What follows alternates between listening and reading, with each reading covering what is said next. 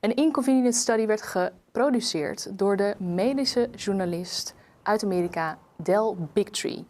En deze is ondertiteld door Frankema. Door Frankema is jullie misschien al bekend als initiatiefneemster van Stichting Vaccinvrij en de auteur van het boek Vaccinvrij. Inmiddels al aan zijn 8e druk toe.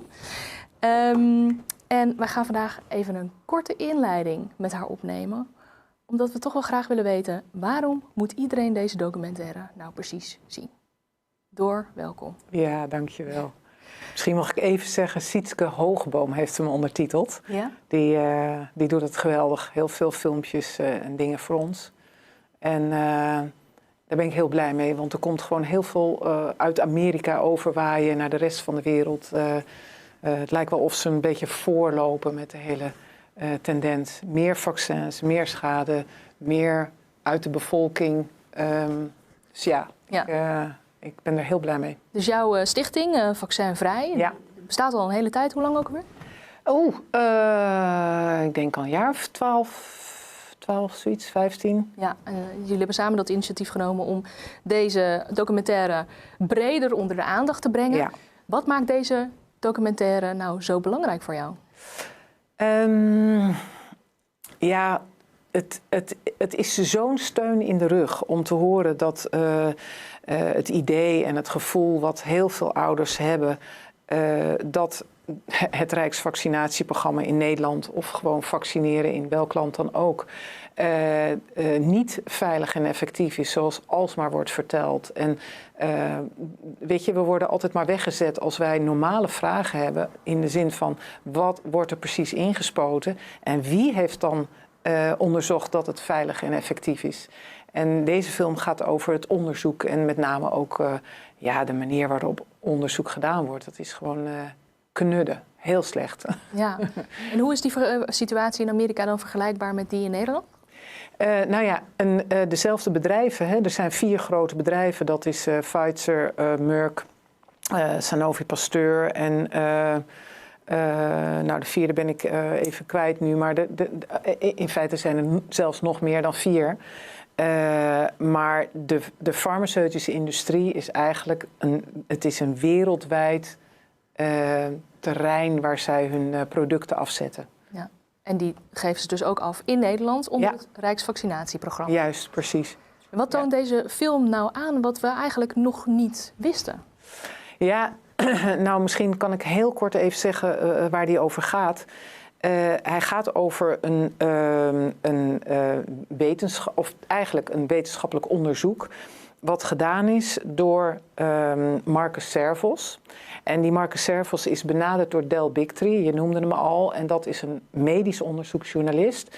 En hij heeft eigenlijk 8 jaar lang nu ouders geïnterviewd, wetenschappers geïnterviewd die niet in dat narratief passen. Dus ouders van kinderen met vaccinatieschade, wetenschappers die zeggen van ja, er is een link met autisme, et cetera, et cetera. En eigenlijk zijn er stapels onderzoek die zo kunnen laten zien, nog afgezien van de ervaringen, dat het een risicovolle prik is. Niet elk kind wordt beschadigd, maar er zijn veel kinderen die daar wel een chronische aandoening aan overhouden. Dus dan wordt er vanuit de overheid, als dit signaal komt uit de maatschappij, wordt er vanuit de overheid gezegd van, in Amerika, in Nederland, in Frankrijk, overal, van maar die onderzoeken die zijn niet goed uitgevoerd. Dus toen heeft Bigtree gezocht naar iemand binnen de overheid, een wetenschapper, om te zeggen van nou, laat de overheid het dan zelf een keer doen. Want doen jullie het helemaal volgens de wetenschappelijke normen en dan wel wat de uitkomst ook is, we publiceren hem. En die Marcus Servos die heeft eigenlijk gedacht van nou ga ik dat hele gerucht over die vaccinatieschade ga ik eens met de wortel en al eruit trekken. Toen kwam inderdaad als resultaat naar voren dat er, om maar 1 resultaat te noemen, dat 57% van de kinderen die een vaccin krijgt, heeft binnen 10 jaar een chronische aandoening. Dus dat is gigantisch. En toen hebben ze gezegd van, we gaan er niet mee naar buiten komen. Want dat gaat tegen het narratief in. En overigens, in Nederland heeft 1 op de 4 kinderen uit onderzoek in 2019 heeft een chronische aandoening. Dus dat is een 25%, hè? 2019, we zijn inmiddels al een tijdje verder, worden alleen maar meer vaccins toegevoegd. Dus waarschijnlijk is dat ook meer geworden. Maar dat wordt niet meer onderzocht. Ja. Voor wie is deze documentaire bedoeld? Ik denk eigenlijk wel, ik hoop voor iedereen. Dus ik hoop ook dat artsen ernaar gaan kijken. Ik hoop dat onderwijzers ernaar gaan kijken. Ik hoop dat politici ernaar gaan kijken. Ik hoop dat iedereen ernaar gaat kijken. Maar natuurlijk de ouders. Omdat wij als ouders zijn we gewend te denken van... het komt vanuit de overheid, dus dat kunnen we vertrouwen. Nou, dat vertrouwen is schromelijk. Heeft de overheid zijn hand overspeeld met het hele coronaverhaal. Maar waardoor mensen dus ook weer gaan denken van... oh, klopt dat eigenlijk met die rijksvaccinatieprogramma's? Mm-hmm. En dat, ouders moeten gewoon weten dat het niet klopt. Ja. Het klopt echt niet. Het is niet goed onderzocht. Zoals Del dat dan ook uitlegt met een ongevaccineerde controlegroep. En er is gewoon wel degelijk een risico. En het is gewoon... Ik vind het echt een keigoede film. Ik zou iedereen zeggen van ga die film kijken. Het is 1 uur en 20 minuten. En je kijkt nooit meer hetzelfde naar een rijksvaccinatieprogramma. Ja. Mogelijk. Waarom moet iedereen deze film zien? Omdat de gezondheid van onze kinderen op het spel staat. Het gaat echt over een chronische, levenslange aandoening. Dat kan zo simpel zijn als een voedselintolerantie. Maar het kan ook in een ongunstig geval een autistische aandoening zijn. Dus het is een beetje een Russisch roulette. We weten nooit precies hoe dat uitwerkt. Bij het ene kind wordt het een chronisch iets, het andere kind heeft nergens last van. Maar we moeten daar onderzoek naar doen. En de overheden kunnen maar niet blijven zeggen van die verhalen van die ouders... nou ja, dat is anekdotal. En die onderzoeken die er zijn, nou, die zijn niet goed uitgevoerd. Weet je, nu in deze film wordt getoond dat als het narratief onder gevaar, als het narratief gevaar loopt... dan zeggen ze gewoon van, die Marcus Servos, die zegt dan gewoon van... er gaat toch niks veranderen en ik ben mijn baan kwijt. Dus dat is het niveau van een wetenschapper die helemaal in de top zit. Hij is bang dat hij zijn baan kwijtraakt, weet je. En dat is gefilmd met een verborgen camera. En dan denk je, oké, hoe duidelijk willen we het zien? Hoe duidelijk willen we het hebben? Dat het gewoon een enorme... verrotte beerput is op hoog niveau. Het spijt me dat ik het zo moet zeggen, maar ga de film kijken en ik ben benieuwd wat je er dan zelf over denkt. Maar het is als je een onderzoek hebt wat duidelijk aangeeft dat er een risico is bij die vaccins en dan ook nog een heel groot percentage, dan moet je gaan zeggen, wow, hier gaan we wat mee doen. Maar dat gebeurt niks. Weet je, dat was ook met mijn WOP-verzoek. De overheid kan niet aantonen dat het veilig is. Dan denk je, er gebeurt wat. Er gebeurt helemaal niks. Ja. Jij vindt het heel erg belangrijk dat deze film zoveel mogelijk gedeeld wordt. Ja, dat is ook absoluut. de reden dat je met je stichting het initiatief hebt genomen om hem te ondertitelen. Samen met je medewerker. Wat kunnen mensen doen om deze film zelf ook onder de aandacht te brengen? Ja, nou ja, ik zou zeggen, delen me in je familie. In feite zijn we gekomen tot een punt waar de discussies worden vaak ruzies. En omdat we zitten in 2 verschillende overtuigingssystemen. De ene mens gelooft het veilig en effectief narratief. En de andere mens die zegt van nee, kijk eens hier, kijk eens hier. Dus een film als deze geeft enorm veel steun in de rug. Dan hoef je het niet allemaal uit te leggen en te zoeken. Zeg gewoon, kijk een half uurtje. En ik weet zeker dat je ook meegenomen wordt door de hele film. Het is fantastisch goed gedaan. Het gaat echt van A tot Z.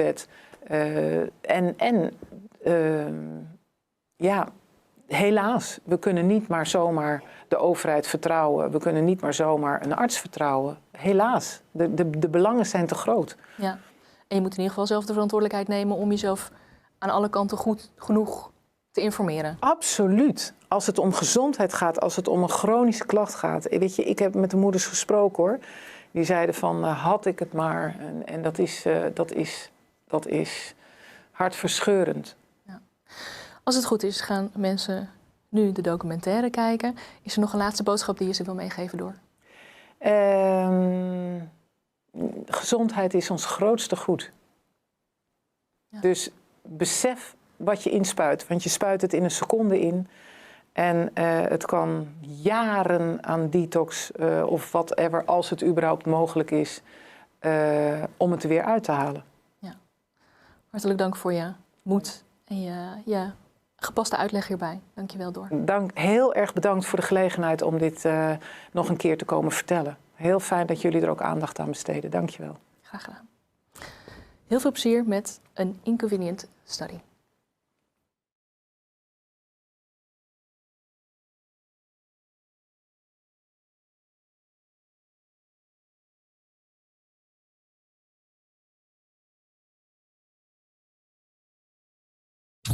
Children struggling every day with ADHD? Scott's allergies made it hard to keep up with his friends. Allergic reactions from accidental food exposure. Moderate to severe eczema. Plaque psoriasis. Rheumatoid arthritis. Food allergies. Allergies. Seizure. Asthma. Eczema. IBS. Lupus. We are now the sickest country in the world. The health of American children is in crisis. A huge rise in chronic conditions in kids 17 and under. More than 40% of American children now have at least one chronic health condition. Autoimmune disease like rheumatoid arthritis, juvenile diabetes, lupus, Crohn's disease, all this IBS. I had eczema, asthma, All put out. allergies, stomach issues. This is to me the one that gets me. Just a few decades ago, 1 in 10,000 children had autism. Today it's 1 in 31. ADD, ADHD, speech delay, language delay, tics, Tourette syndrome, narcolepsy, sleep disorders, ASD, autism. But there's no way in the world that these kind of rapid increases in the incidence of disease could be genetic. Genetic change takes generations, centuries to play out. What's really causing our kids of this generation to be so chronically sick?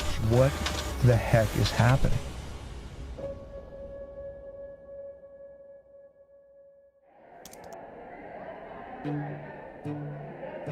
America is the sickest nation in the industrialized world. It is now believed that over 54% of our kids have a chronic disease, either a neurological disorder or an autoimmune disease. That's up from only 12.8% back in the 1980s. In roughly 40 years, we have seen the greatest decline in human health ever recorded. What if I told you there is a study that could shed light on this chronic disease epidemic, but no major medical institution seemed willing to do it? What if I told you there was one scientist brave enough to conduct this study? How you doing, Mark? Good to see you. Nice to see you. Absolutely. What if I told you that when the study was finished, that scientist was too afraid to publish it? What would you do? Maybe you would do what I did. I got hidden cameras and recording equipment, and I went to ask him why. Thank you. You're very welcome. Cool.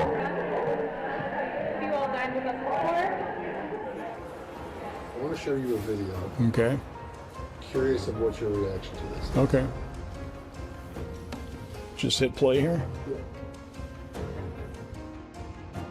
Go ahead and press play there. What was the most shocking thing? Because I mean, I know what I've seen. No, I thought it was important. It's important information because of it did show a difference between the groups. We have some serious issues. No, I actually agree with that. If I can't get this study out, then what hope is there for every kid in the future? I don't want to say it's not the right thing to do. It's the right thing to do, but I just don't want to. I mean, obviously, really emotional. Sick. It's really sick. Publishing something like that, might as well retire. I'd be finished. So who was that guy? Zervo's probably going to lose his job over this.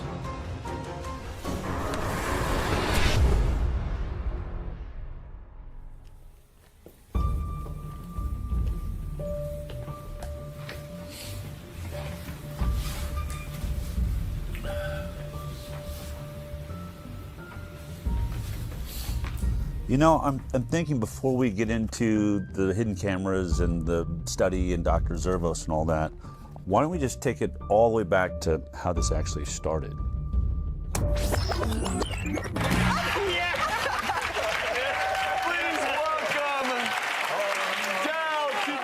I've been a medical journalist for almost 20 years now. My first 10 years was at CBS, and the last 8 years or so I've had my internet news show called The High Wire.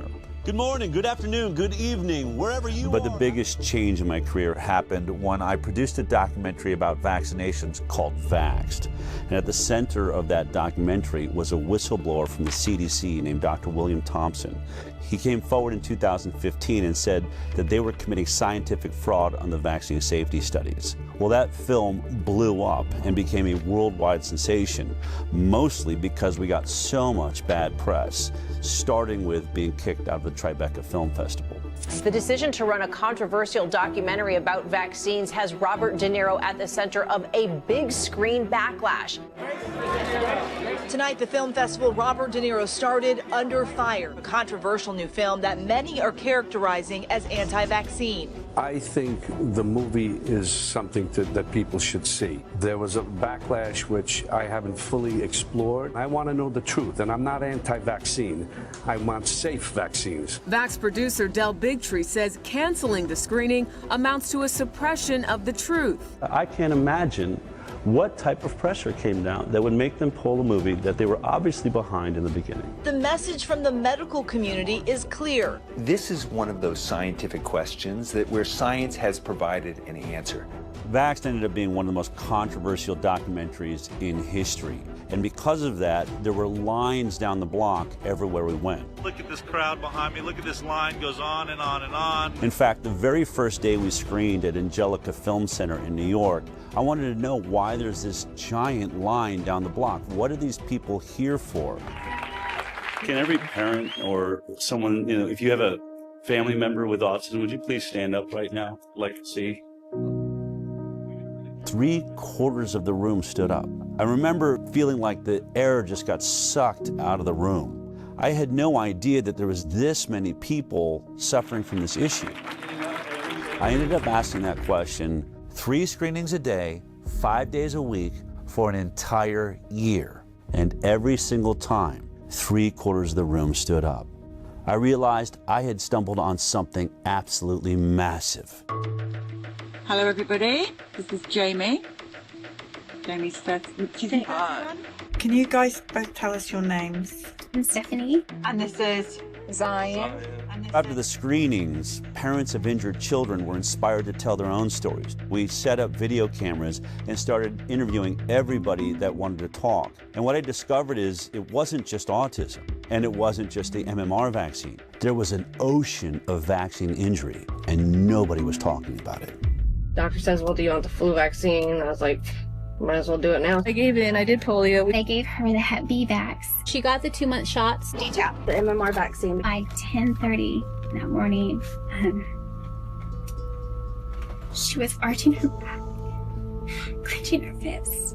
I didn't think I was gonna cry. That night we were in the hospital with the 106-degree fever. He began to projectile vomit. He began to this loud pitch scream. Like that's when the blood curdling scream started. I did not lay down for 10 months straight because she would vomit and asphyxiate. She would vomit at night and she would lie there while she was asleep and she would choke on it. When we had that vaccination, he lost all language. He just stopped talking? He wasn't talking. He didn't want to nurse. He went to not talking at all. He was developing really well, except for motor skills. He's got chronic allergies. An eczema rash. Food protein enterocolitis syndrome. She couldn't eat anything on the glycemic index that was too high. GI symptoms. He started to have gut inflammation, chronic snoring, sleep apnea, seizure-like activity. We woke up.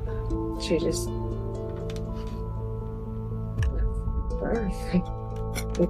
She died in your arms. Yeah. I continued to vaccinate her and make her worse and make her sicker. The guilt and it's so overwhelming. They killed my daughter.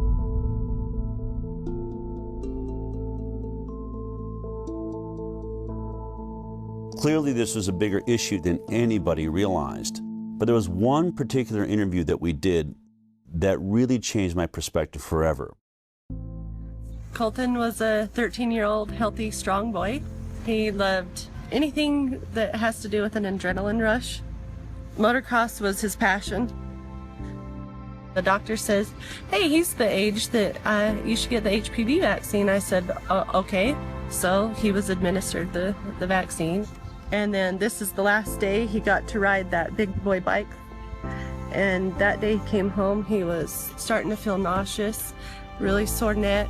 He still didn't want to get out of bed. I just thought, man, you're just really weak and exhausted. And that evening, when he sat up to take a drink of water, he just flopped back and his head just hit the pillow, and I went, Colton, are you going paralyzed? They immediately took him down to Primary Children's Hospital in Salt Lake. Original diagnosis was transverse myelitis. When the doctor came out and asked me, has he been sick? I said, no, he hasn't been sick. He had the HPV vaccine on February 1st, and they went, oh. Well, we'll be reporting that to VARS. It does suck, like, not being able to play sports anymore. Now I have to sit on the sideline, just watch everybody. You gotta do your research, like, you can't just trust a doctor anymore. Do your own ways to find out what's best for you.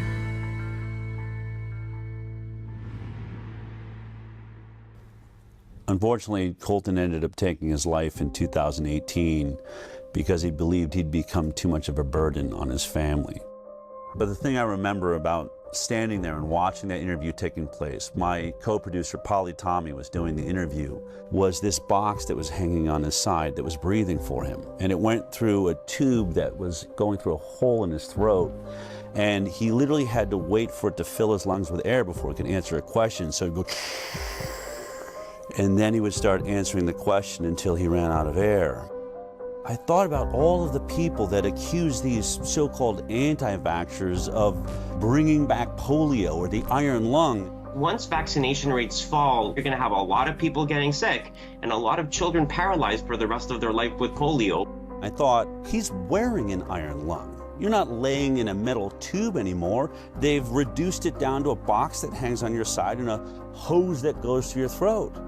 But in this case, he wasn't paralyzed because he had polio. He wasn't paralyzed because he didn't vaccinate. He was paralyzed by the Gardasil HPV vaccine. I chose to get my daughter vaccinated because I want her to be one less woman affected by cervical cancer. One less. Gardasil. Then I went home and started looking up all of the inserts, the warning labels that are wrapped around all of the childhood vaccines, and most of them say it right there in serious adverse events. Guillain-Barré syndrome, that's paralysis. Or transverse myelitis, paralysis. And I realized polio vaccine is a success. We didn't eradicate paralytic diseases with the vaccine program. The vaccine works. We're causing paralytic diseases with our vaccine program.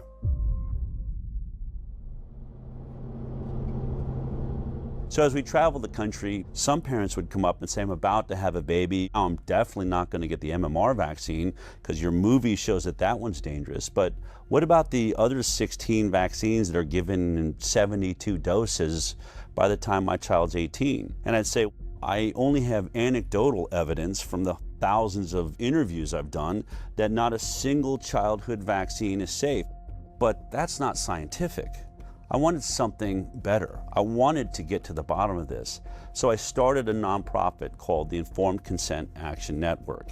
Based on the Nuremberg Code's right to voluntary consent, the German Air Force, the ethical principle globally agreed upon in the wake of the Nazi doctors' horrifying human experiments, of inmates in concentration camps for experimental purposes, where it states the voluntary consent of the human subject is absolutely essential, and there should be no element of force, fraud, deceit, duress, or overreaching or other ulterior form of constraint or coercion. What I wanted to do was investigate the entire vaccine program. I was really focused on one thing. We hear that vaccines are safe. And effective. But before we even worry about if they're effective, how did we determine they're safe? We started looking at all the science around the world, but we hit a big roadblock.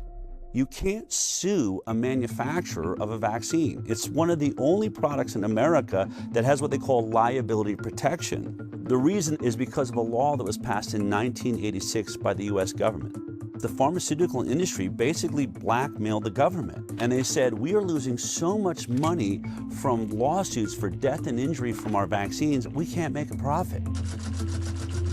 Studies have shown that the whooping cough or pertussis vaccine causes brain damage. The controversy isn't really over the fact that it happens, but how often it happens.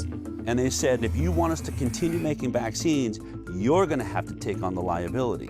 And our government agreed to that. If you want to sue or you want to get any information outside of what's publicly known, you're going to have to sue the government. And that's when I realized I need a constitutional attorney. And I found a guy named Aaron Siri. Mr. Siri, you're not a medical doctor, are you? No, sir. And you're not an immunologist or biologist or any kind of... Or vaccinologist, no, but I depose them regularly, including the world's leading ones with regards to vaccines, and I have to make my claims based on actual evidence when I go to court with regards to vaccines. I don't get to rely on titles. Okay. He had a genius way forward.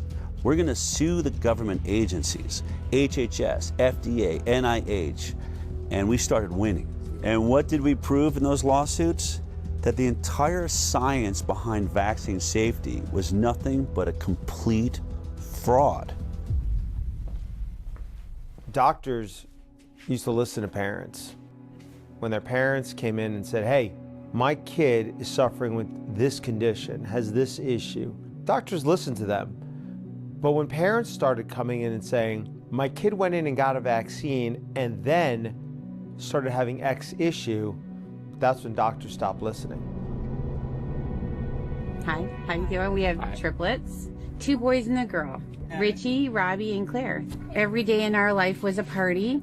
Every single day they were smiling and laughing and looking at each other, engaging in each other. On June 25th, 2007, we brought them in for the pneumococcal shot. My daughter still has the mark on her leg from the shot. She was the first one to get it, and she screamed and never really stopped screaming after that. But we continued. We didn't know. We did the boys as well. By noon, Claire shut completely off. It was as if she was blind and deaf, and all she did at that moment was stare at the ceiling fan. So that was at noon. We had the shot at 10 a.m. 2 o'clock, we watched Richie shut off. They lost all their reflexes. I'm an educational audiologist. I actually did the test for the stapedial reflex, which is a little muscle in the middle ear, just to see if a muscle they can't control was still working, and it didn't. The stapedial reflex dampens sound, so your ears don't hurt from a really loud sound, and both of them had no stapedial reflex. They stopped blinking, stopped yawning, stopped coughing, stopped sneezing. The worst is when we saw the final one shut down. We were told it was genetic, and then we were told by geneticists that there's no possible way 3 children would shut off on the same day. So we had severe autism spectrum disorder for all 3 kids entering kindergarten. We have spent hundreds of thousands of dollars trying to recover them. The only person that we got back is Robbie, the one that was last to shut off. Richie can only say single, maybe 2 words together. Claire is still completely nonverbal, not potty trained, and Robbie is approaching grade level, but severe OCD. Want me to tell you what a day in our life is? So you got, say, a 6 or 7 or 8 year old child who's not potty trained, and at 2 or 3 or 4 o'clock in the morning they fill their diaper. Well, you assume that's pretty uncomfortable, so they take it off. Pretty soon it's all over them. It's all over the bed. In short order, it's all over me. It's all over her. I'm snapping at her. She's snapping at me. We're both snapping at the kid, who is the only innocent party in the whole scenario. And the one thing that's conspicuously absent from that scenario is anybody who told you that shot was safe. They're all asleep in their bed. They haven't got a problem in the world. This one story of Richie, Robbie, and Claire puts an end to any discussion that autism is only caused by genetics. There is no genetic explanation that would turn 3 brothers and sisters off on the exact same day.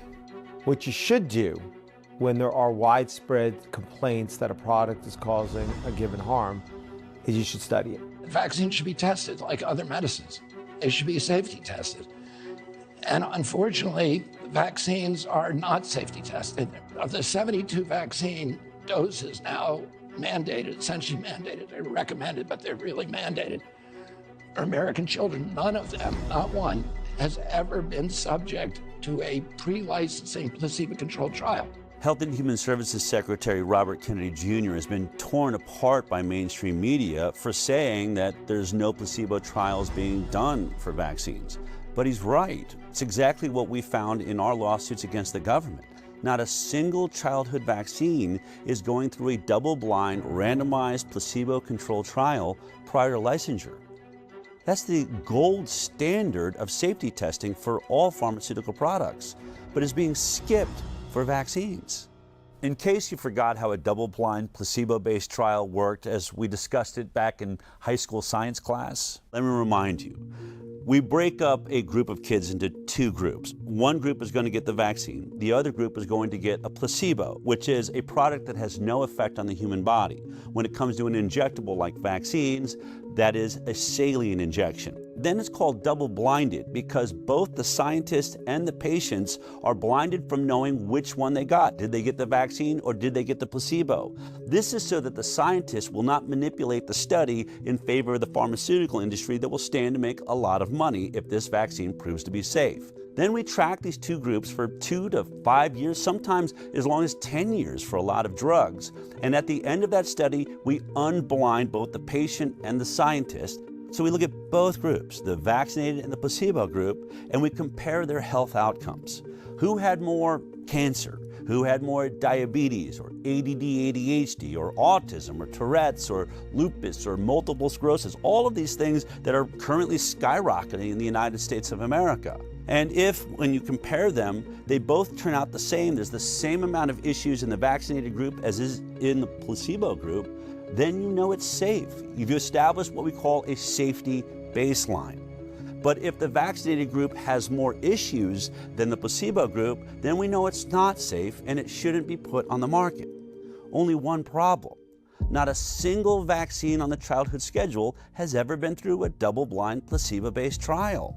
Therefore, they cannot say the vaccines are safe based on science. Are all vaccine trials placebo-controlled? No, and nor should they be. So, for example, when Prevnar 13, so Prevnar was a conjugate pneumococcal vaccine. The FDA has approved a new pneumococcal vaccine. It had to be tested in the phase 3 trial, and so the control group there was Prevnar 7 and had been shown to work. It will replace Prevnar, which was effective against 7 serotypes. You can't ask parents to put their children at risk of pneumococcal disease when there existed on the market at the time a vaccine to prevent that. And the World Health Organization has been very clear on this. That would have been considered an ethical trial. Dr. Paul Oppett's one of the big proponents of vaccinations, probably because he's made a vaccine and made a killing off of it, the rotavirus vaccines on the childhood schedule. It doesn't matter whether I financially benefited or not. He likes to go around and say, well, we can't always do placebo trials, especially if there's already a vaccine that covers that disease. So he'll use an example like Prevnar 13. Prevnar 13 in its safety trial was tested against Prevnar 7, the earlier version of the vaccine. And he'll say you cannot test Prevnar 13 against a saline placebo because it would be unethical. You'd be denying children access to a vaccine that is already on the market, and that's not fair to them. But what he leaves out is that Prevnar 7 was never tested against a saline placebo, so we don't know if it's safe. So we're testing one product we don't know the safety profile on with another product we don't know the safety profile on, and this is how the entire vaccine schedule works. I like to call this the whiskey study. Let me explain. Let's say there's a group of people that are complaining that whiskey is making people drunk and they're crashing their cars and people are getting killed. Now, in order to test does whiskey cause car accidents, you would set up a double-blind placebo trial. One group, the test group, would get the 10 shots of whiskey. The other group, the placebo group, would get 10 shots of water. And then we'd have them both drive on a driving course and see who has more accidents. It's obvious. But in this case, the whiskey company is the one doing the study. And what they say is, oh, we're going to do a placebo-based trial, but our placebo-based trial is not going to be water, it'll be vodka, another product already on the market. And so 10 people get the whiskey shots and 10 people get the vodka shots, and they had them all drive, and guess what? They had just as many car accidents. Therefore, whiskey does not cause car accidents because it didn't cause any more than the vodka did. And so to take this all the way to the end of Dr. Paul Offit's point, if vodka had ever been tested against 10 shots of water and there was no car accidents in the vodka group, then it would make sense to test the whiskey against the vodka. But we all know that study was never done, just like no vaccine placebo study was ever done. All you have to do is type in FDA licensed vaccines on your computer, and every vaccine that they give your child on the childhood schedule will appear there. And then you can click on any one you're interested in. Let's click on Recombavax HB. This is one of the hepatitis B vaccines they give your baby on the first day of life. Hello, welcome to the world. Gasp for your first breath, and here comes your first sexually transmitted disease. Now, go to vaccine insert. This is the insert or the warning label that is wrapped around the vaccine when it's delivered to your doctor. It has all kinds of information like what's in the vaccine, all the ingredients, side effects of the vaccine, but I want you to focus on section 6.1. This is where they talk about the clinical trial they relied upon to establish safety. It's always 6.1 on every single vaccine, so you can look at all of them. But in this one, you'll see that there was only 147 children in the entire trial. And they were only monitored for 5 days after each dose. 5 days. So think about it. Would you take any drug that was only monitored for safety for 5 days? If your child dies on day 6, it wasn't captured by this trial. They'll say, we didn't see any deaths. If a child had autism 2 years later, or other autoimmune diseases or neurological disorders, things that take years to develop, they'll say, we didn't see any in our trial. This is why every drug we take goes through a multi-year safety trial. Most of your issues are going to take years to develop, and if your study isn't that long, you'll never, ever see them. We had an interesting opportunity to talk about this with Dr. Stanley Plotkin, who's considered to be the reigning godfather of our vaccine program. Dr. Stan Plotkin. Dr. Plotkin. Virtually every country in the world is affected by his vaccines. Like the rubella vaccine, the rotavirus vaccine, rabies. He trained just a generation of scientists, including myself, to think like he thinks. He developed the standard textbook for vaccines in 1988. Bill Gates calls his book a Bible for vaccinologists. I hope it's more accurate than the Bible. In 2018, our attorney, Aaron Siri, had the opportunity to depose under oath Dr. Stanley Plotkin, and he asked him this exact question. Is a 5-day safety trial long enough to capture all of the side effects that people are complaining about from the hepatitis B vaccine?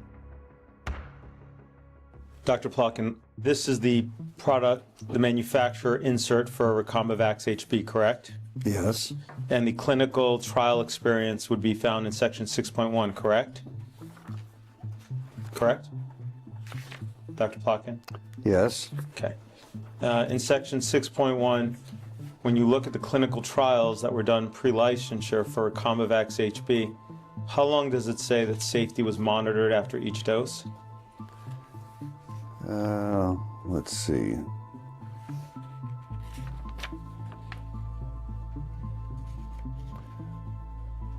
Uh, 5 days. Okay. Is 5 days long enough to detect an autoimmune issue that arises after 5 days? No. Is 5 days long enough to detect any neurological disorder that arose from the vaccine after 5 days? No. There is no control group, correct? It does not mention any control group, no. No. If you turn to section 6.2, under the nervous system disorders, it states that there have been reports of Guillain-Barré syndrome correct? Yes. As well as multiple sclerosis, exacerbation of multiple sclerosis, myelitis, including transverse myelitis, seizure, febrile seizure, peripheral neuropathy, including Bell's palsy, muscle weakness, hypothesia, and encephalitis, correct? Correct. Okay.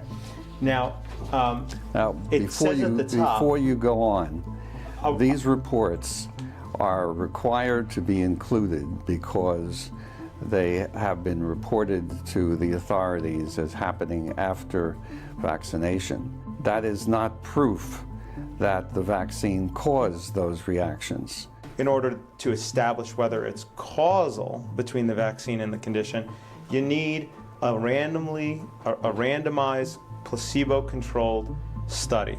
But Yes. that was not done for this hepatitis B vaccine before licensure, was it? No. Okay.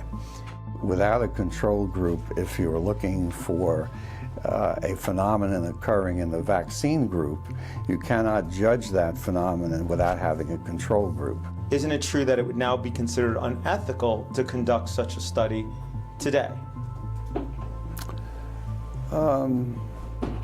It would be, yes, it Yeah. would be ethically difficult.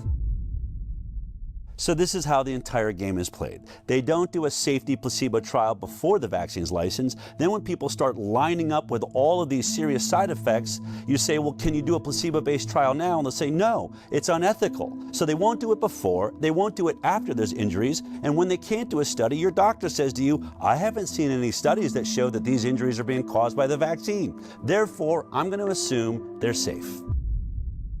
Do you agree with the CDC's recommendation that babies receive a hepatitis B on the first day of life? Yes. You stated that hepatitis B doesn't cause encephalitis, right? That's in my opinion, yes. But the IOM, after doing its review, determined it couldn't find science to support a causal determination one way or another. Correct? Yes. But that means that they don't have evidence for the supposition. That it Right. either causes or doesn't cause. Right. They don't know. They don't know because there aren't enough data. In the absence of data, my conclusion is that there's no proof that causation exists. So if there's no data to show that it causes or it doesn't cause, yes, your supposition is that I understand correctly? Yes. Is that it doesn't cause it? That there's no proof that it does. Okay, that's different than saying it doesn't cause it, correct? Correct. So let's be clear. Vaccine safety is not based on science and data. It's based on an assumption of safety. And that is the stalemate we find ourselves in. But there's one way out of it. Instead of doing a placebo-based study, you can do a retrospective study looking at people that have already made their choice, whether they're going to vaccinate or not. And then you just compare those groups, the ones that got the vaccines and the ones that decided not to vaccinate. We call that the vaccinated versus unvaccinated study. It's been done by a few independent scientists and institutes amongst small groups of children, but never by a major government agency or a major medical facility. The reason this study is important, I think, is illustrated by a study that was done in Guinea-Bissau, Africa, by a man named Dr. Peter Abe. He's one of the lead experts, he's pro-vaccine, and he develops vaccine programs for the third world. He had a DTP vaccine program he'd run 30 years ago in Guinea-Bissau, Africa, and recognized 30 years later, you know what, only half the children in the country got that vaccine and the other half didn't. I could do a perfect comparative study between the vaccinated and the unvaccinated. And when he did that study, the results blew his mind. This is about vaccines, and I think it's important to recognize that no routine vaccine was tested for overall effect on mortality in randomized trials before being introduced. I guess most of you think that we know what our vaccines are doing. We don't. The program we are talking about at the time, the vaccine program, was introduced sort of in the late 70s, after the success with the eradication of smallpox, WHO made sort of the first immunization program for the low-income countries. What comes out here, you had 2.3 times higher mortality if you are DTP vaccinated. And that is the most commonly used vaccine in the world. So the whooping cough vaccine or pertussis vaccine was associated with twofold higher mortality. You can have a vaccine which is fully protective against a specific disease, but associated with higher mortality. How is that possible? After looking at this study, it was clear that the vaccine did protect against the diseases they were vaccinated for. The kids didn't die of diphtheria, tetanus, and pertussis. Only one problem. Once they looked at it, they were dying at 5 times the rate of all of these other issues. So it was clear that though it was protecting against these diseases, it was weakening their immune systems to all sorts of other problems. One of the other scientists on this study did a TED Talk on this. In spite of being protected against 3 deadly diseases, the introduction of DTP was associated with increased overall mortality. Children who received DTP vaccine had 5 times higher risk of dying than those who didn't. And this is just one example of many studies now done of DTP vaccine, and they all show the same. DTP vaccinated children have higher mortality than those who didn't get DTP. So it appears that DTP vaccine has negative non-specific effects. The protection against the 3 deadly diseases comes at a very high price, namely increased risk of dying. So, with the best of intentions, the use of DTP vaccine may kill more children than it saves. I know these results are extremely uncomfortable, and most people, including myself, just wish they weren't true. But this is what the data tells us. That was just a study of one vaccine in a group of children.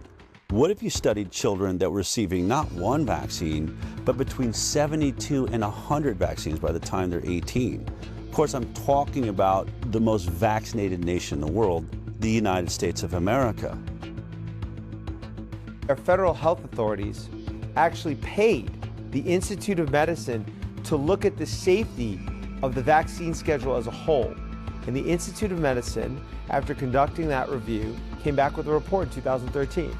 The report said no studies have compared the differences in health outcomes between entirely unimmunized populations of children and fully immunized children. It's the CDC's responsibility to do those studies, and they've been ordered again and again and again to do them, and they have refused. But the Institute of Medicine has looked at the vaccine schedule and said in their 2011 report, there are over 150 injuries that are likely to be associated with vaccines that have never been studied. Well, what did the CDC do after the Institute of Medicine issued that report? Instead of doing the study, they ended up doing a study on how to do a vax versus unvax study. It went and it paid a whole lot of money to issue a white paper on how to conduct that study comparing vaccinated versus unvaccinated kids. That white paper came out in 2015. Now, here we are in 2025, 10 years later. They've still never published that study. Now, have they never done the study? I can't tell you. This is information that vaccine safety advocates want and have been asking for a long time, and I'm not sure why it hasn't been done. This simple study would shut up every anti-vaxxer forever. I have to believe that they have done this study every way they possibly can, and they can't seem to figure out how to make it look like the vaccinated are healthier. But that's just my opinion, based on several other studies I've seen that did compare vaccinated to unvaccinated, but mainstream medicine says, well, the cohort was too small, or they poke holes in it saying it wasn't done by a major medical institution. So if we're ever going to get a vax versus unvaccinated study that people believe in, it's going to have to be done by highly credited scientists at a major medical institution who has a database big enough to do a thorough, robust investigation comparing the vaccinated to the unvaccinated.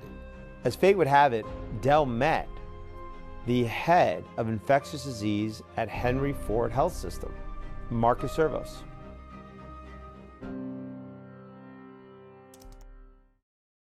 I'll never forget that meeting because you said something to me. You said, "I've watched your film. It's intriguing," but you said, "I'll never forget." You said, "You've been saying something and watched your videos that I had an issue with." You said that they cannot say that vaccines are safe because they've never done the proper safety studies, and you said to me, "I actually researched that because I wanted to see if that was true," and you said, I'm sorry to have to report to you that you're actually right about that. The No, I say it proper now, too. safety studies have not been done. And to now too, it's same thing. I still say it now. The proper safety studies haven't been done. So then I said to you, all right. Still true. And you're like, "I don't know what I'm doing here. I don't agree with you. I believe in vaccines." And I said, "Would you ever consider doing a vaccinated versus unvaccinated study?" And you said, "I would do anything wherever the data is the data," right? Yeah. The first time I met with Dr. Zervos, he agreed to do a vaccinated versus unvaccinated study. I mean, I was ecstatic. He was perfect. Ford Medical Center is one of the greatest research centers in the world, and Dr. Zervos is in the middle of being a hero for having just worked out the entire Flint, Michigan water crisis. 74 miles of large diameter pipeline will stretch For decades, Flint, one of the poorest cities in America, had bought its water from Detroit. Instead of staying on the Detroit water supply while the pipeline was being built, the city would temporarily get its water from the Flint River. That decision would force the city to activate an old water treatment plant. Here's the plant. This is what is coming out of the tap. Water's brown, has a bad odor. We cannot drink the water. They soon became a breeding ground for Legionella, and people were getting sick. The oxygen, you're on that all the time, or do you ever get to take it? I want it all the time. Yeah. Her doctor, Marcus Zervos, had been treating a chronic skin infection that her weakened immune system couldn't control. They are doing a lot better. I'm ecstatic.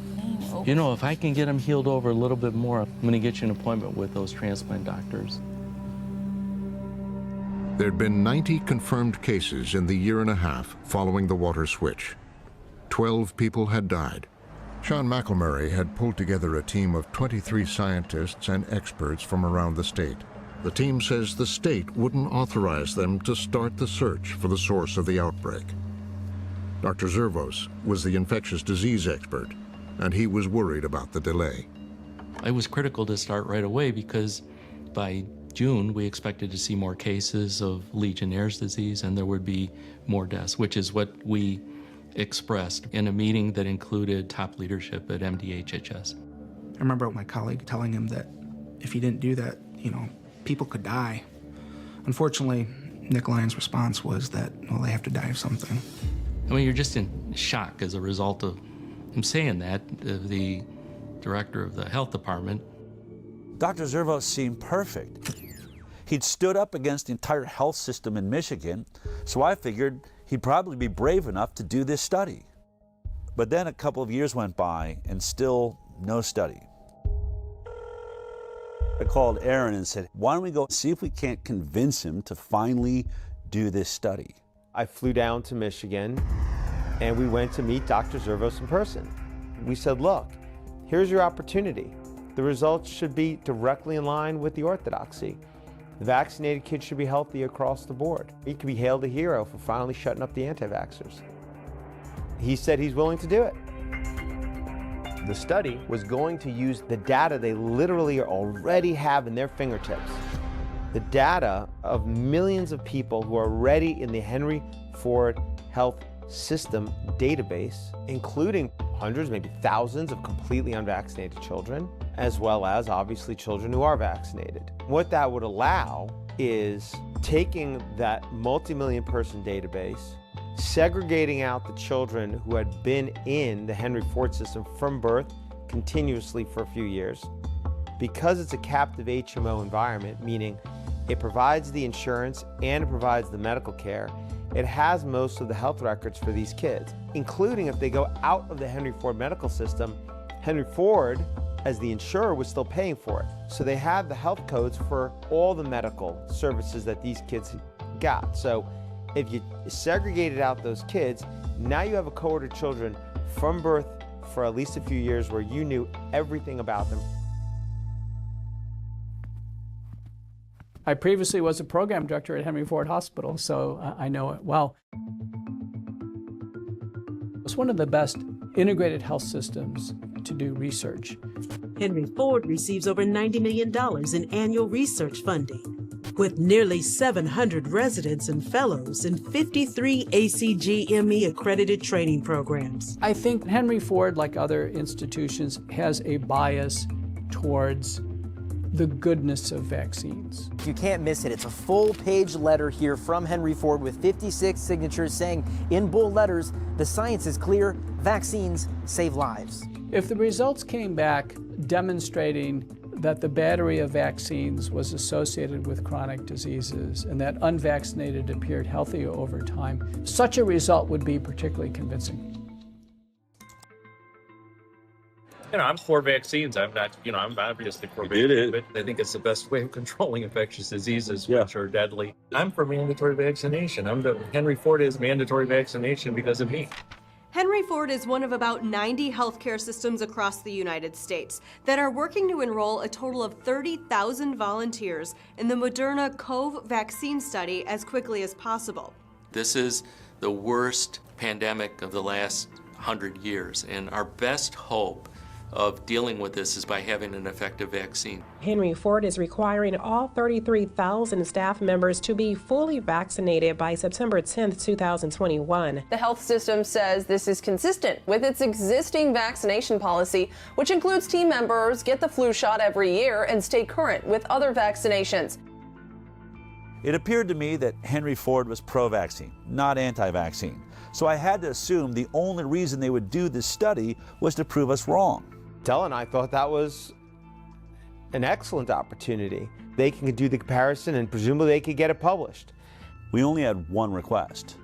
The ask was, whatever the outcome, you publish it. Would he stick to that if the results show that unvaccinated kids are healthier? And when he realized that if he submitted that for publication, he's going to face the wrath of his entire profession, didn't know.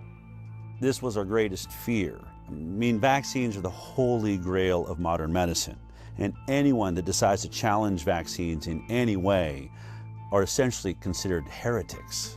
Vaccines are safe. Vaccines are safe and effective. Vaccines are safe and highly effective. Safe and effective. Safe and they're highly effective. Vaccines are one of humanity's most incredible accomplishments, and they've saved millions of lives. Childhood vaccines have prevented about 4 million deaths around the world every year. The overwhelming majority of pediatricians in this country strongly support vaccination. Missing her vaccination dates. We're not vaccinating. The schedule as it's currently recommended is well tested. We've studied them in so many millions of children. Billions of people. Decades of extensive peer-reviewed scientific studies. Centuries of science. The science is pretty settled. Settled for many years now. This idea that we're taking too many vaccines, there's really no science to back that up. The scientific community publishes paper after paper after paper. There is nothing to see. There's nothing to see. I will not stand here and let conspiracy theories distract from real solutions. Most doctors can't tolerate being called quacks or having their reputation destroyed. And I went from treating the head of the laboratory at my hospital for hypertension to becoming, somebody that was doubted on every levels after a while because of one thing that I said, which was, can we stop giving vaccines to my sick patients and give it to them on the day of discharge? And had they not tried to intimidate me, doubt me, and pushed me to research and show that what I saw was actually real, I would still be lockstep working as a regular doctor. The Florida Department of Health, in partnership with the governor, is going to be working to end all vaccine mandates in Florida law. All of them. All of them. My experience with discussing or disclosing harms associated with vaccines is that those are not welcome ideas or conversations. That move from the Florida Surgeon General, a doctor there, drawing condemnation from public health experts. Whether it's ignorance, it's stupidity, or it's malice, at the end of the day, people are going to get hurt. He's not going to necessarily receive a warm embrace by some of the people in his profession, but that's really what courage is all about. It's a very hostile environment, both scientifically and in the media, for individuals who reach conclusions or have opinions that counter mainstream ideas.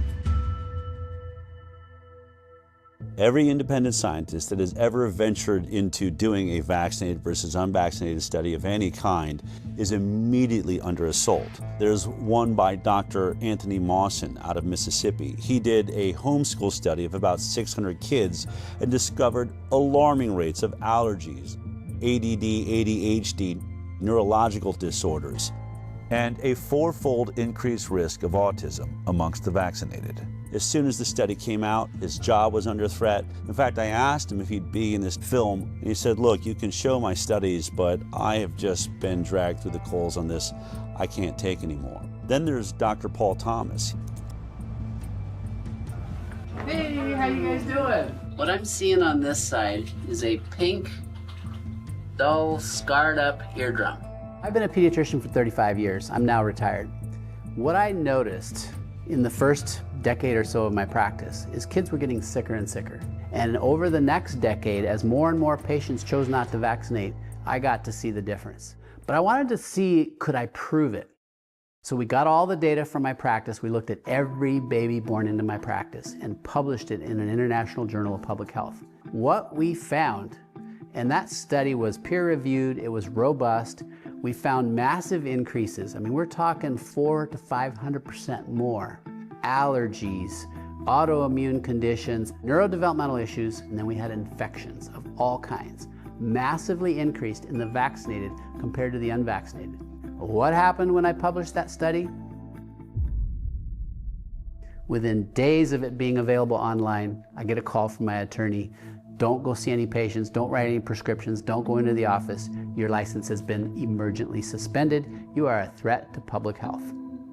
What's today? Today, it is the last time I will be doing clinical medicine in Oregon. Knowing that you guys are keeping it going, the heart of this place lives on. So what if Dr. Zervos does this study and it turns out exactly the same way as the others? Would he still publish it? That was the question. Years went by. In 2020, I was informed they had put together a study. When I had that study in my hand and I looked at it, the significance of it, it was an actual study that, when published, was the first step in changing this landscape. Weeks went by and then more time went by, and at some point, what I learned was it was not going to get submitted for publication.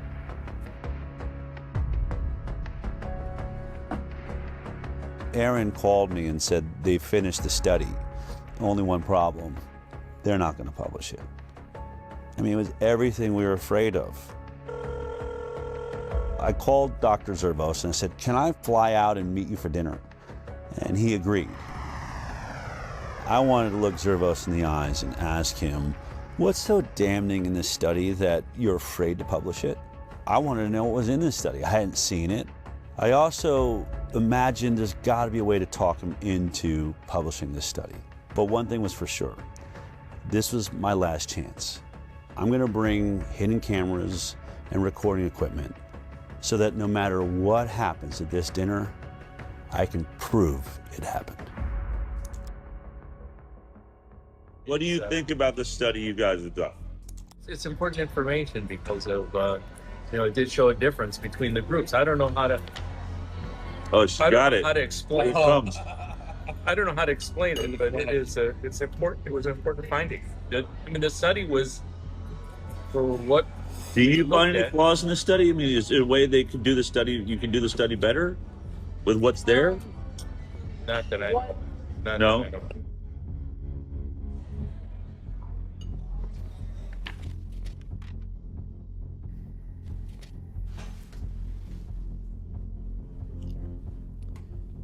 Impact of childhood vaccination on short and long-term chronic health outcomes in children, a birth cohort study. This one is really robust. Let's say the results. Yeah, what were the results? The CDC put out a white paper on how you would look at vaccinated versus unvaccinated, and we followed it to a T. I agree with that. No. Do you agree with that? We 100% did. We looked at this every other way and sideways.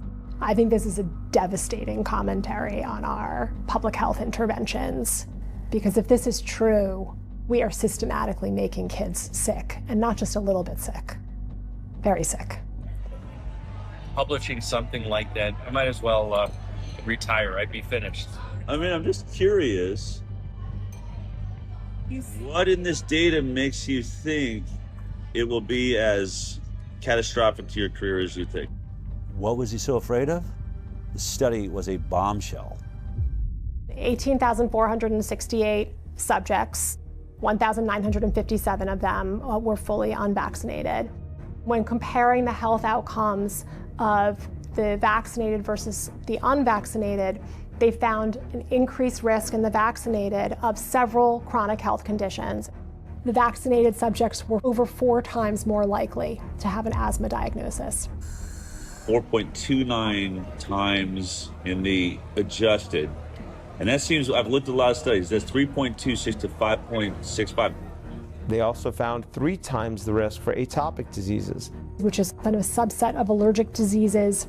They found almost 6 times risk for autoimmune disease.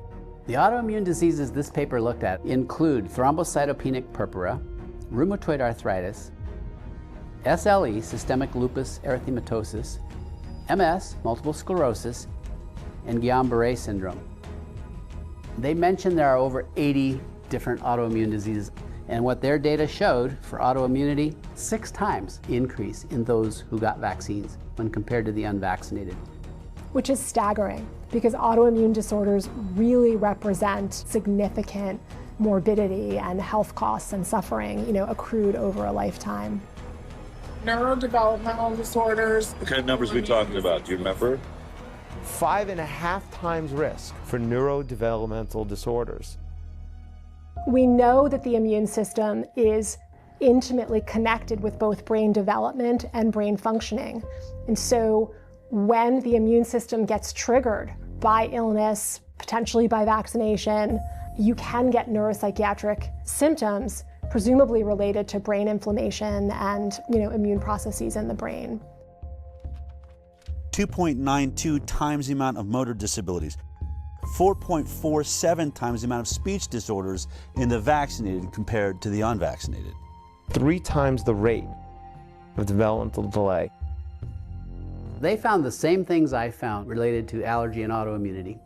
Also, 6 times more acute and chronic ear infections.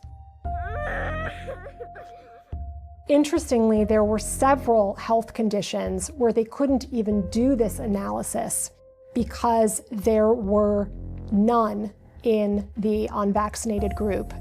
The way that the mathematical formulas work, you can't have a 0 in any one group and be able to compare risk. For example, there were 262 children who had ADHD in the vaccinated group. Amongst the unvaccinated group, there were 0 cases of ADHD. 0. These ones are just mind-boggling. These conditions were not found at all in almost 2,000 unvaccinated kids. 0 brain dysfunction, 0 diabetes, 0 behavioral problems, 0 learning disabilities, 0 intellectual disabilities, 0 tics, and 0 other psychological disabilities in the unvaccinated.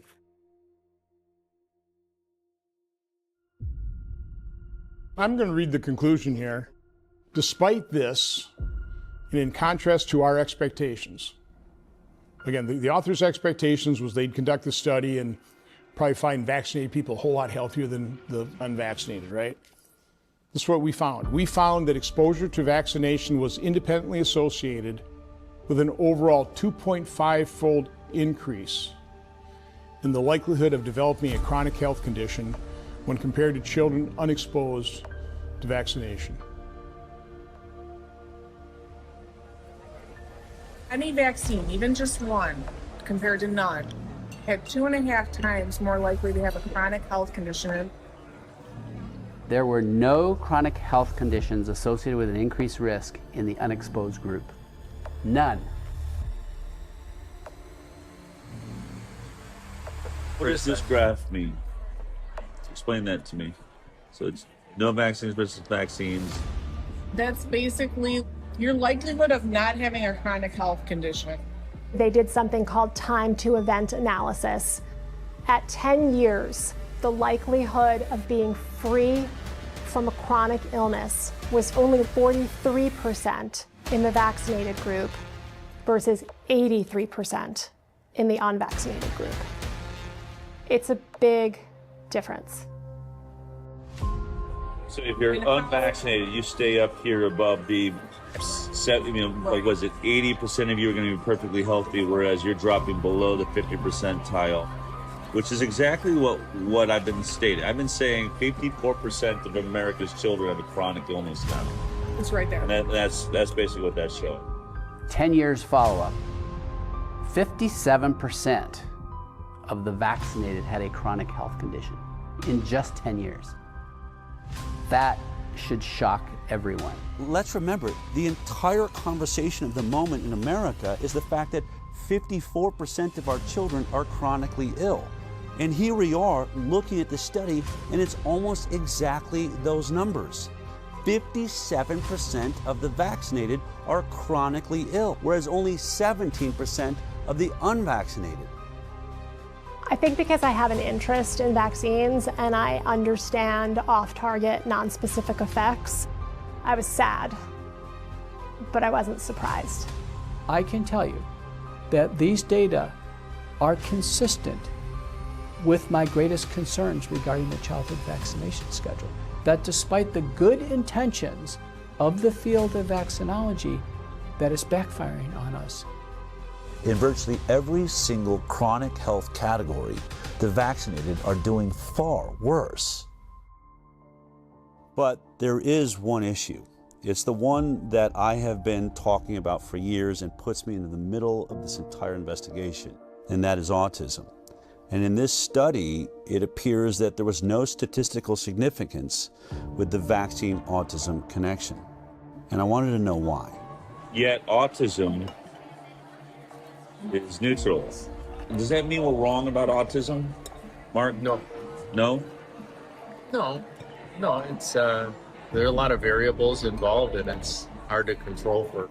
When you don't have a lot of instances, as occurred here with autism, where you only have 23 instances of autism in the vaccinated group and 1 instance of autism in the unvaccinated group, that wasn't enough instances to actually be able to determine whether or not there is a statistically significant increased rate of autism.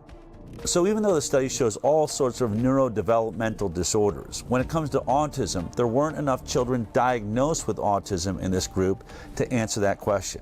That is why studies like this need to be replicated at even larger scales. The fact is there's a signal, and the signal is unvaccinated kids healthy. That should be a very important positive study. Yes. The converse of this is kids that are vaccinated, it doesn't look so good, particularly for the neuropsychiatric disorders. Looking at the measure of association, I'm an epidemiologist, I live in this, neutral is 1. Neutral means no association is 1. If it's 2, it means there's a 2-fold risk.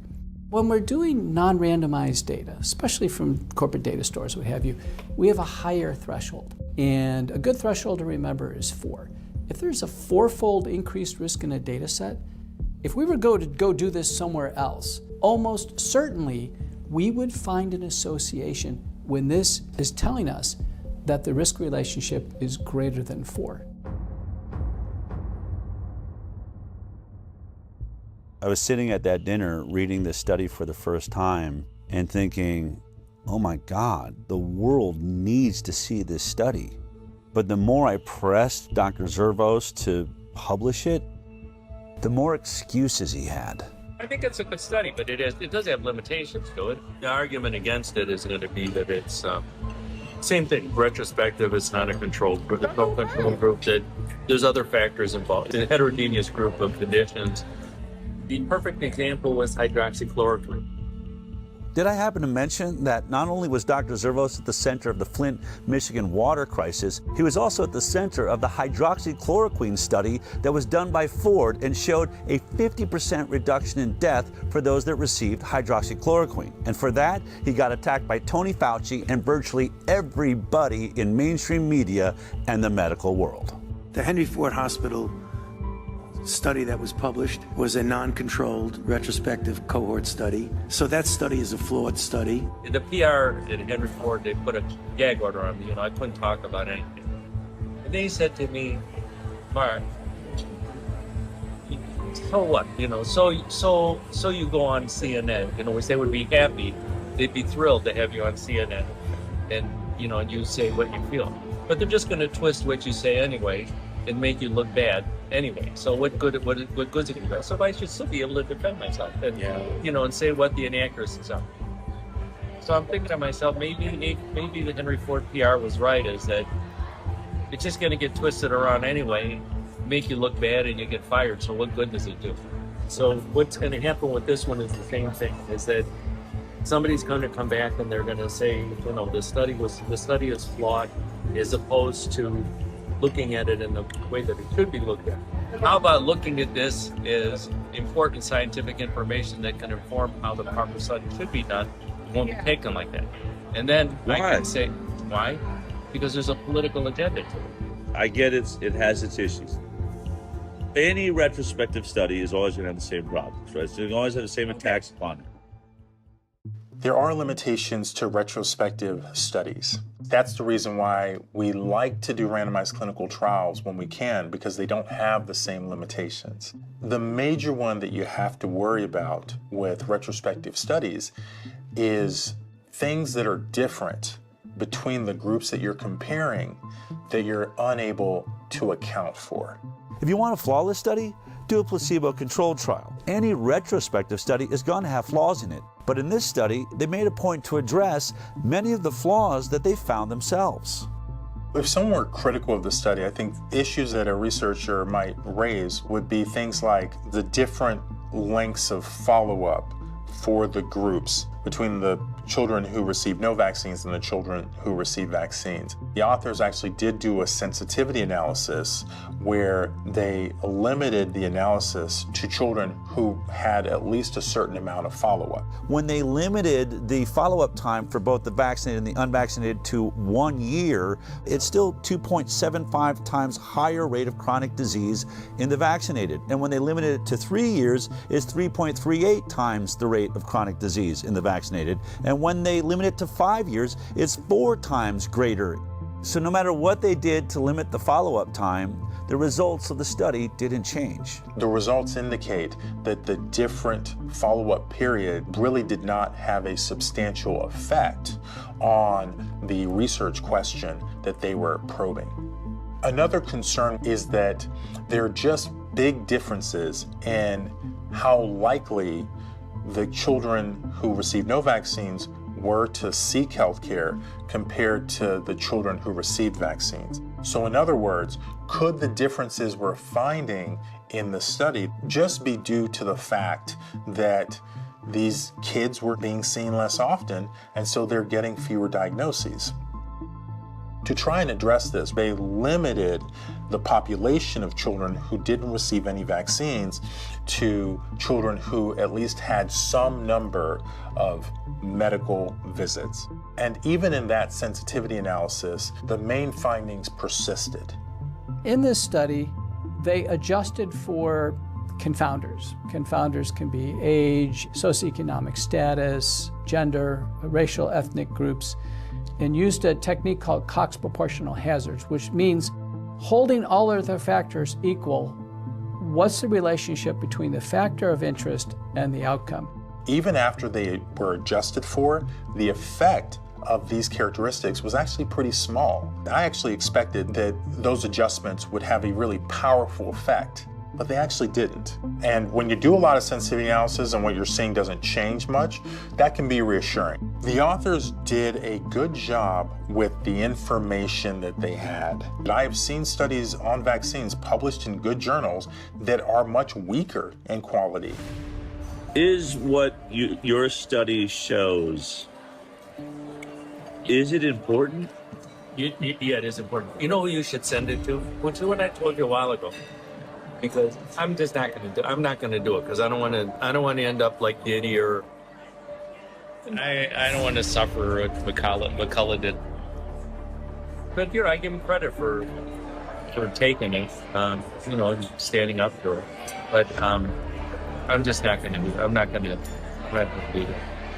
In any other climate, in a regular climate, you would have put this study out just as it is, right? If we weren't in this world of censorship, I'd put it out just how it is. You would. I put it out just how it is. Yeah. I'd like to just finish out my work, doing international work. Part of my reluctance to do anything is that nothing is going to come out of it other than me losing my job, which I'd rather not see happen. I'm open to. We're here because I fully respect you, and I recognize the danger of. I said to you, if you do this study, I'm going to repeat it because I don't remember. I said, if you do the study, you're going to come under fire. You said, I don't care about that. I'm all about the data, and I'm about to retire anyway. That's literally what you said. Yeah. So your energy has definitely changed on that. But energy's changing. Let me put it this way. I put my whole career on the line because I saw an issue. Because what? I saw an issue that is affecting the children of America and the world. We have a serious growing problem of autoimmune disease, chronic illness.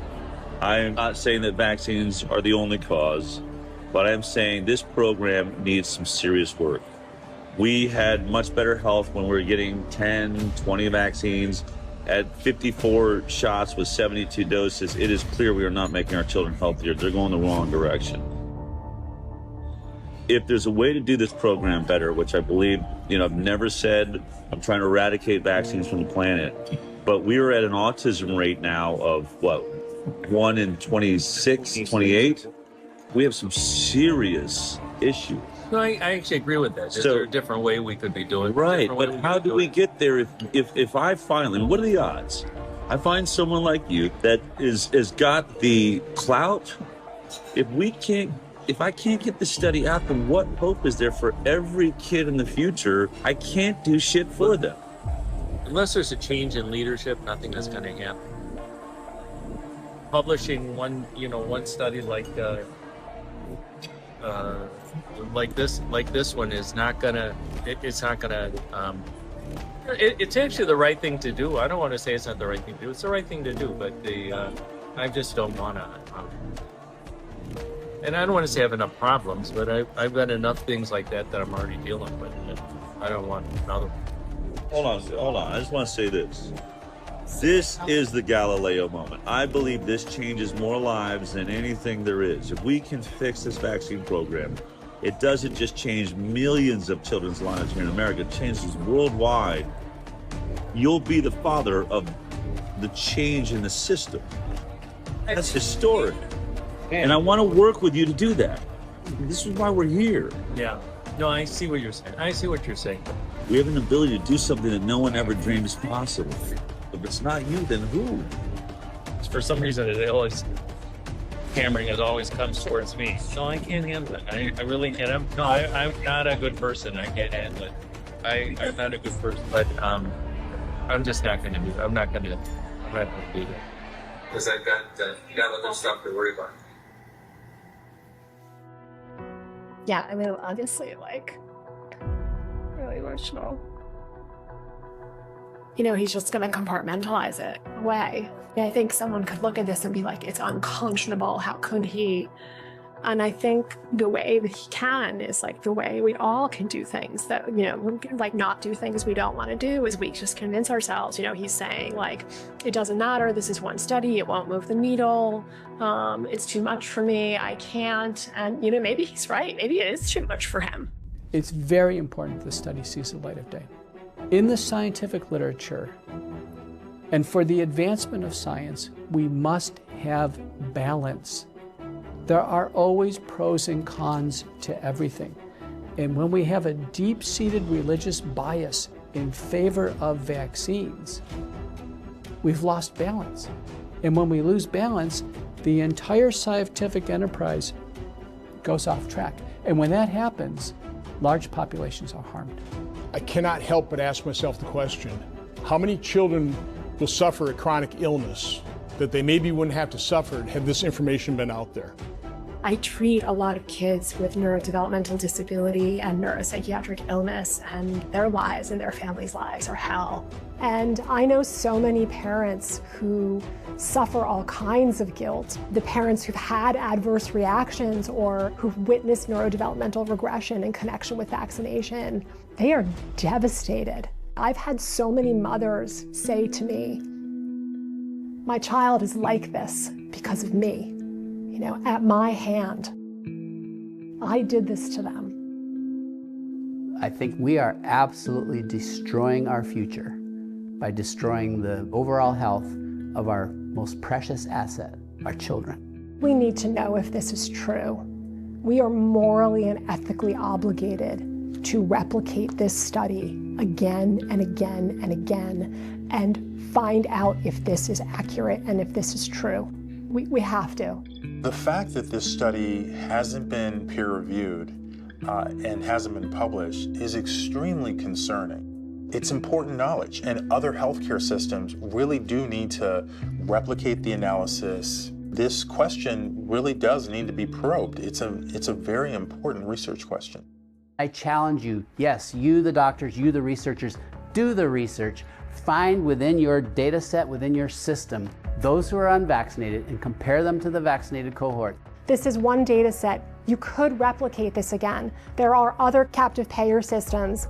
Let Kaiser Permanente Southern California do it. And let the Harvard Pilgrim system in Boston do it. And all the other health systems around the country. And maybe even the CDC with the VSD. And with that, we can start actually addressing the problem that these vaccines might be causing. If these results are valid, this is an absolute sea change in our understanding of the off-target and non-specific effects of vaccination, and we will have to reconsider the way we go about our vaccination program.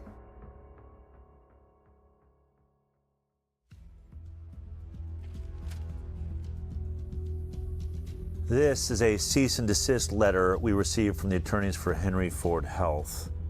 This letter leads me to believe that they really don't want us to release this film. In the letter, Henry Ford accuses us of defamation for saying that the unpublished study wasn't submitted for publication due to the results of the study.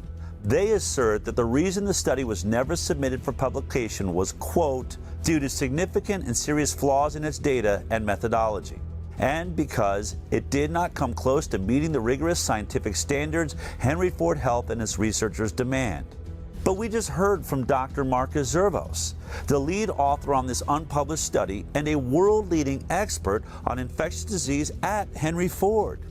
He told me he believed the study was a good study and he would publish it just as it is. Only one problem. If he does publish it, he believes it would be the end of his career. He'd be finished. Not my words, but his. Now, even if Dr. Zervos stands by his study, does that mean it's a perfect study? Of course not. Can we say that the Henry Ford study proves that vaccines are causing the chronic disease epidemic? No, we cannot. A retrospective study does not prove causation.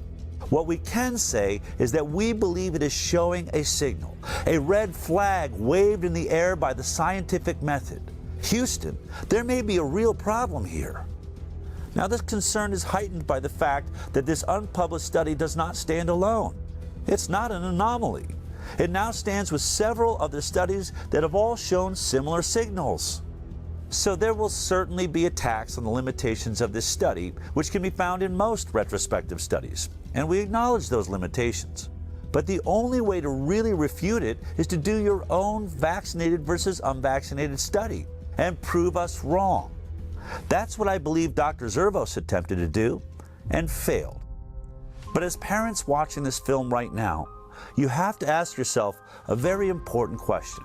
Why hasn't a single health agency or major medical institution in the world been able to produce one single vaccinated versus completely unvaccinated study that shows that the vaccinated children are healthier? Wasn't that the entire purpose of the vaccine program? to make our children healthier? And although this may be an inconvenient study for anyone who said that the vaccine program was safe, there is a bright side.